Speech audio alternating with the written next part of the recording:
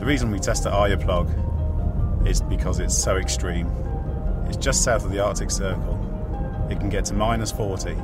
It's as slippy as it gets. And Range Rover Evoque needs to cope well. Best thing about the Range Rover Evoque is the overall ability of the vehicle.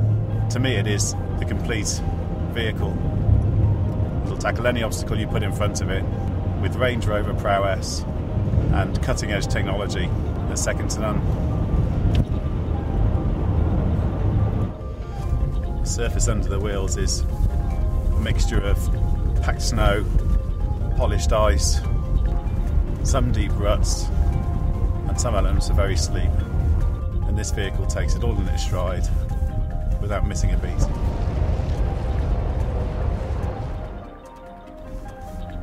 Hill descent control is improved for Range Rover Evoque in many ways.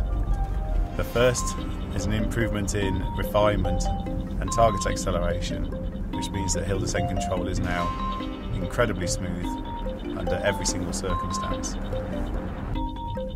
Also, a new feature is a target speed display on the instrument pack, which shows the driver the target speed range they can select and also the target speed that they have actually selected.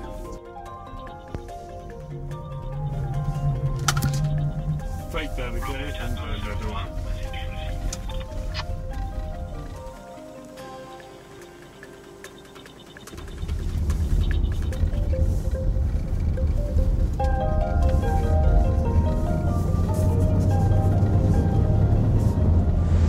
Dynamic stability control is a safety function which is constantly monitoring the vehicle's attitude and comparing it to the driver's intended direction. As soon as the vehicle starts to understeer or oversteer, dynamic stability control intervenes by controlling engine torque and controlling brake pressure on the appropriate corner to modify the vehicle's attitude and bring it in line with the driver's intended direction. If I switch dynamic stability control off,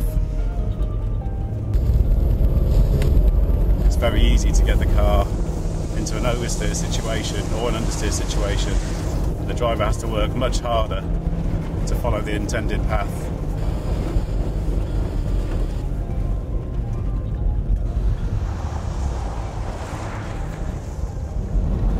Romeo Tango 01 to track control, leaving the test leg now, over.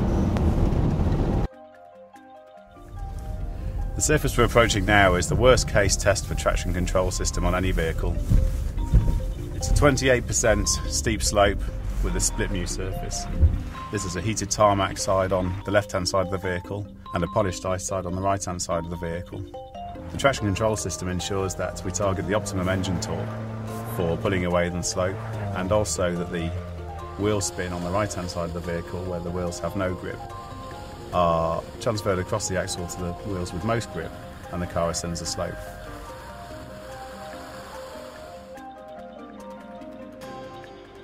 The hill start assist function on Range Rover Evoque has two elements to it. The first occurs when the driver brings the car to rest on a slope that he wishes to ascend. The driver-generated brake pressure is held in by the hill start assist function when the driver releases the brake pedal, such that the driver can then generate enough engine torque on the accelerator pedal to ascend the slope.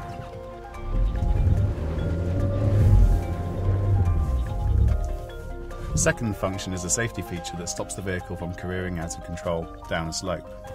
So in the situation where there's a failed hill climb, the vehicle speed is capped at 5 km/h to allow the driver to reapply the brake and regain control of the vehicle before attempting the ascent again.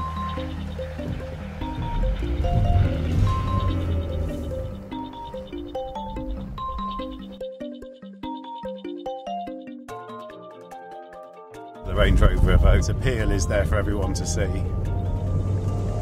And again, on all surfaces and all terrains, the vehicle is completely capable, very composed, and will tackle anything that you care to put in front of it.